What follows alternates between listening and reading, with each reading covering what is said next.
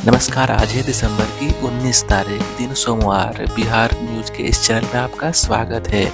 अब आप पंकज प्रियदर्शी से बिहार न्यूज सुनिए। पहले मुख्य समाचार। राज्य में पहले चरण में नगर निकाय चुनाव में 59.62% मतदान हुआ। राजविंदर सिंह भट्टी बिहार के नए डीजीपी बने और फ्रांस को हराकर अर्जेंटीना बना फीफा विश्व कप चैंपियन। और अगले 2 दिनों में बिहार में बढ़ सकती है ठंड। और जानेंगे बिहार के खेल समाचार भी। और समाचार विस्तार से जानने से पहले आप कमेंट बॉक्स में ये बताएं कि इस न्यूज बुलेटिन के आप बिहार के किस जिले से सुन रहे हैं। अब समाचार विस्तार से। राज्य के 37 जिलों में 156 नगर निकायों में रविवार को छिटपुट घटनाओं को छोड़कर पहले चरण का मतदान शांतिपूर्ण रहा। इस चरण में 59.62% मतदाताओं ने वोटिंग की। इसके साथ 21,278 प्रत्याशियों की किस्मत भी ईवीएम में बंद हो गई। अब सबकी नजरें 20 दिसंबर को होने वाले मतगणना पर टिक गई है। यदि पटना जिले की बात की जाए तो यहां 12 नगर परिषदों और नगर पंचायतों में वोट पड़े हैं। जिला निर्वाचन पदाधिकारी के हवाले से बताया गया है कि यहां पहले चरण में मतदान का प्रतिशत 61.46 रहा। पुरुष मतदाताओं ने जहां 63.5% मत डाले, वहीं महिलाओं ने 59.35% वोटिंग की है। खगोल में सबसे कम 40.39% वोटिंग हुई है, जबकि पालीगंज नगर पंचायत में सबसे ज्यादा 71% मतदान हुआ है। पुनपुन नगर पंचायत में 70.35% वोटिंग हुई है। अन्य जिलों की बात की जाए तो अरवल में 67.71% वोट पड़े हैं, जबकि बांका में सबसे कम 45.78% मतदान हुआ है। बांका को छोड़कर शेष सभी 36 जिलों में महिलाएं मतदान करने में मामले में पुरुष से आगे रही हैं। बक्सर में 54.87, भोजपुर में 56.37, कैमूर में 66.4, भागलपुर में 56.53 और बांका में 45.78% मतदान हुआ है। मतदान समाप्त होने के बाद राज्य निर्वाचन आयुक्त डॉक्टर दीपक प्रसाद ने बताया कि पहले चरण का नगर निकाय चुनाव शांतिपूर्ण संपन्न हो गया है। मतदान केंद्रों पर सुरक्षा के कड़े इंतजाम किए गए थे। बूथों पर निर्धारित मानक के अनुसार सशस्त्र पुलिस बलों की प्रतिनियुक्ति की गई थी। बिहार सरकार ने भारतीय पुलिस सेवा के 1990 बैच के अधिकारी राजविंदर सिंह भट्टी को बिहार का नया पुलिस महानिदेशक डीजीपी नियुक्त किया है। श्री भट्टी की नियुक्ति निवर्तमान पुलिस महानिदेशक संजीव कुमार सिंघल के स्थान पर की गई है। श्री सिंघल 19 दिसंबर को अवकाश ग्रहण कर रहे हैं। इससे संबंधित अधिसूचना रविवार को गृह विभाग द्वारा जारी कर दी गई है। अधिसूचना में कहा गया है कि राजविंदर सिंह भट्टी को वर्तमान पुलिस महानिदेशक एसके सिंघल का कार्यकाल 19 दिसंबर को समाप्ति के फलस्वरूप पुलिस महानिदेशक के रिक्त पद पर अगले आदेश तक पदस्थापित किया जाता है। मौजूदा समय में श्री भट्टी केंद्रीय प्रतिनियुक्ति के अंतर्गत पर महानिदेशक पूर्वी कमांड सीमा सुरक्षा बल पद पर स्थापित हैं।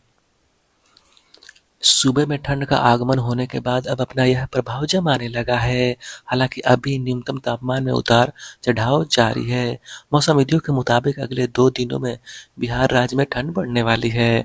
मौसमी मॉडल के वातावरणीय स्थिति के विश्लेषण से यह दिख रहा है कि दिसंबर के तीसरे हफ्ते के आखिरी तक राज्य भर में ठंड अपने रंग में आ जाएगा। यदि 20 और 21 दिसंबर से राज्य में ठंड में काफी बढ़ोतरी के आसार हैं। दिसंबर के अंतिम हफ्ते में राज्य के कुछ जिलों में शीत दिवस की स्थिति बन सकती है। पटना सहित दक्षिण बिहार के जिलों में इसका असर दिखने की संभावना है, जहां पारा सामान्य से काफी नीचे आ जाएगा।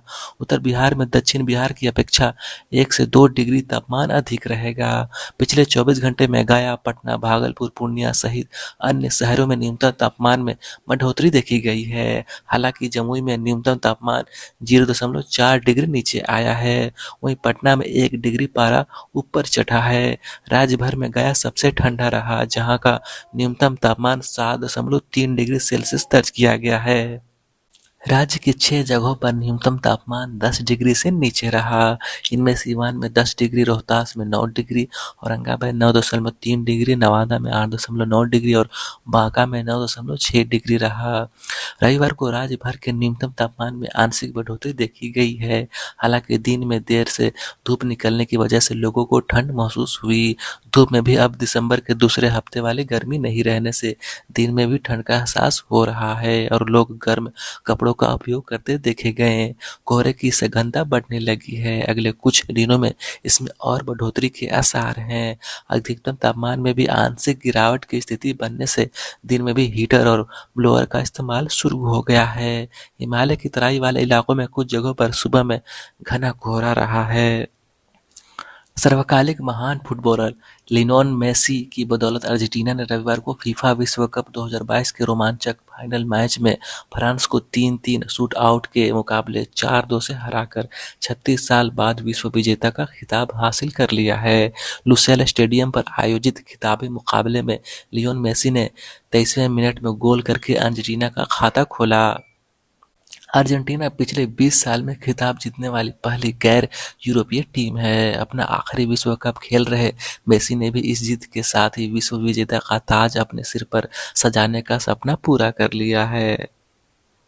कांग्रेस के राष्ट्रीय अध्यक्ष मल्लिकार्जुन खड़गे बिहार में 5 जनवरी को दौरे पर होंगे। वे भारत जोड़ो यात्रा को बिहार के बांका से हरी झंडी दिखाएंगे।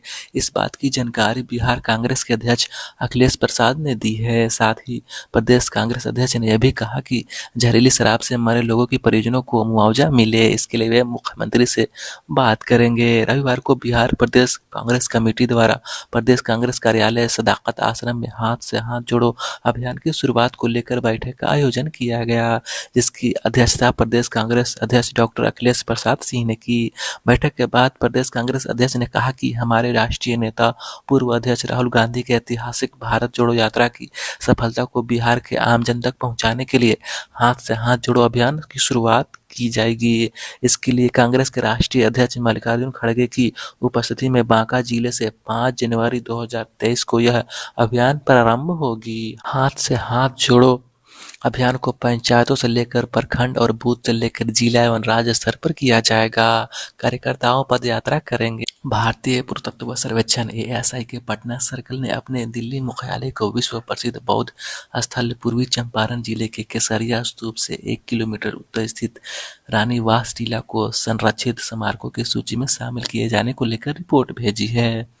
एएसआई पटना सर्कल ने इसी तरह के 2 और स्थलों कैमूर जिले के बहसन में अशोक के शिलालेख और भागलपुर में विक्रमशिला स्थित के पास जंगल स्थित क्षेत्र में टीला से संबंधित प्रस्ताव मुख्यालय को पूर्व में भेजा था।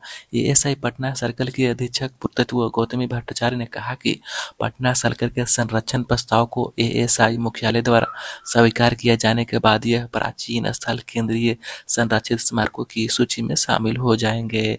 बिहार क्रिकेट एसोसिएशन द्वारा पटना जिले में क्रिकेट के संचालन के गठित तथार्थ समिति द्वारा आयोजित पटना जिला सीनियर डिवीजन क्रिकेट लीग के मुकाबले 20 दिसंबर से पुनः शुरू होंगे। यह जानकारी संयोजक राजेश कुमार ने दी है। मैचों के कार्यक्रम के बारे में जानकारी देते हुए सदस्य रहबर अब्दीन ने बताया कि मैच फिलहाल 2 ग्राउंड सप्तंग स्थित क्रिकेट ग्राउंड और ऊर्जा स्टेडियम में होंगे। मैच 40-40 ओवर के होंगे। बॉक्सिंग एसोसिएशन ऑफ बिहार की मेजबानी में स्थानीय पाटलिपुत्र खेल परिसर में चल रही 4थी जूनियर राष्ट्रीय बालक बॉक्सिंग चैंपियनशिप के दूसरे दिन बिहार के बॉक्सरों का शानदार प्रदर्शन रहा। दूसरे दिन 57 में से 60 किलोग्राम भार वर्ग में बिहार के अभिषेक सिंह ने पहले उड़ीसा के सुनील महापात्रा को और फिर उसके बाद केरल के गौतम एएनएस को मात देकर अगले राउंड में प्रवेश किया है। 44 से 46 किलोग्राम भार वर्ग में बिहार के जफरुद्दीन यूसी हसन ने कर्नाटक के गणेश सुप्रिय की सिद्धि को मात दी है। चैंपियनशिप के दूसरे दिन कला संस्कृति एवं युवा विभाग के मंत्री जितेंद्र कुमार ने राय ने खिलाड़ियों को हौसला अफजाई की है। दूसरे दिन हुए मुकाबलों के परिणाम इस प्रकार रहे। 44 से 46 किलो भार वर्ग में नागालैंड के नसीम ने जोएंस के नारायण मल्होत्रा को और उड़ीसा के देवा साहू ने गुजरात के महेश चौहान को और हरियाणा की रिशु ने पंजाब के साहिल को और बिहार के जफरुद्दीन यूसुफ ने कर्नाटक के गणेश सुब्रमण्य सिद्धि को और राजस्थान के सुनील कुमार ने महाराष्ट्र के तमनय को हराया है। देश में सूक्ष्म वित्त कर्ज बांटने में तमिलनाडु अव्वल रहा, जबकि दूसरे स्थान पर बिहार रहा है। सूक्ष्म वित्त कर्ज चालू वित्त की दूसरी तिमाही में करीब 11% बढ़कर 71,916 करोड़ रुपये हो गया, जबकि एक साल पहले की समान अवधि में यह 64,899 करोड़ रुपये था। उद्योग के आंकड़ों से यह जानकारी मिली है। सूक्ष्म वित्त कर्ज वितरण के मामले में तमिलनाडु सबसे आगे रहा है, जिसके बाद बिहार और पश्चिम बंगाल का स्थान है। बिहार के नए डीजीपी आर.एस. भट्टी, इनका पूरा नाम राजीवेंद्र सिंह भट्टी है। मूल रूप से पंजाब के रहने वाले आर.एस. भट्टी बिहार कैडर के आईपीएस अधिकारी हैं। फिलहाल वे केंद्रीय प्रतिनियुक्ति पर सीमा सुरक्षा बल बीएसएफ के पूर्वी कमान के एडीजी के पद पर कार्यरत हैं। IPS RS. भट्टी की छवि शुरुआत से ही बेहद अनुशासन प्रिय, कड़क और ईमानदार पुलिस अधिकारी की रही है। अपराध और अपराधियों से इन्हें सख्त नफरत रहा है। काम में लापरवाही बरतने वाले पुलिस अफसर भी इन्हें पसंद नहीं है। निष्ठा और बिना लाग लपेट के अपने काम को अंजाम तक पहुंचाने की जिद और जुनून के कारण ही साल 2005 के अक्टूबर महीने में बिहार में होने वाले चुनाव में शहाबुद्दीन द्वारा सिवान में चुनाव को अपने प्रभाव से प्रभावित करने से रोकने के लिए इन्हें स्पेशल सिवान बुलाया गया था। उस वक्त बिहार में चुनाव आयोग की तरफ से पर्यवेक्षक बने केजी राव ने सिवान में तब के आतंक शहाबुद्दीन से निपटने और वहां निष्पक्ष चुनाव कराने के लिए आर.एस. भट्टी की मांग कर दी थी। उस वक्त वे केंद्रीय प्रतिनियुक्ति में सीबीआई में डीआईजी के पद पर तैनात थे। आनन फानन में भट्टी को वहां से सिवान में बतौर डीआईजी बनाकर भेजा गया था। कहा जाता है कि केजी राव ने इस आईपीएस अधिकारी से सिवान जाने से पूर्व कहा था कि उन्हें शहाबुद्दीन चाहिए। सिवान पहुंचने के 15वें दिन ही स्पेशल टीम बनाकर इन्होंने मोहम्मद शहाबुद्दीन को गिरफ्तार किया था। इसके पूर्व में वे पटना में बतौर सिटी एसपी अपनी सेवा दे चुके हैं। उस वक्त अपराधियों में इनका नाम का खौफ था। इन सब के अलावा पूर्व सांसद व दबंग नेता प्रभुनाथ सिंह छोटे सरकार उर्फ अनंत सिंह के बड़े भाई व पूर्व विधायक दिलीप कुमार सहित कई रसूखदारों व प्रभावशाली लोगों का भी कारण उनका पाठ पढ़ा चुके हैं। बिहार के वर्तमान डीजीपी संजय कुमार सिंघल का कार्यकाल 19 दिसंबर को खत्म हो रहा है। लिहाजा एक पखवाड़ा पूर्व से ही बिहार के नए डीजीपी की खोज शुरू हो गई थी। डीजीपी के रेस में कई नाम चल रहे थे। इनमें 1989 बैच के आईपीएस एवं डीजीपी पर्यवेक्षक आलोक राज, 1990 के आईपीएस एवं केंद्रीय प्रतिनियुक्ति पद पर आर.एस. भट्टी और 1990 बैच की आईपीएस और डीजीपी अग्निशमन एवं होमगार्ड सेवा शोभा ओल्टर का नाम शामिल था। सरगम कौशल ने मिसेज वर्ल्ड 2022 का खिताब जीता है, जो 63 देशों की प्रतियोगिता के बीच विजेता बनी है। यह खिताब 21 साल बाद भारत लौटा है। अमेरिका की मिसेज वर्ल्ड 2021 सालियन फोर्ड ने शनिवार शाम Westwood Las Vegas resort and casino में आयोजित एक कार्यक्रम में मुंबई की कौशल को ताज पहनाया। मिसेज इंडिया पेजेंट ने रविवार को अपने आधिकारिक इंस्टाग्राम पेज पर विजेता की घोषणा की। पोस्ट में कहा गया है कि लंबा इंतजार खत्म हो गया है। 21 साल बाद हमारे पास खिताब वापस आ गया है। इसी के साथ ही समाचार का बुलेटिन ये समाप्त होता है। नमस्कार।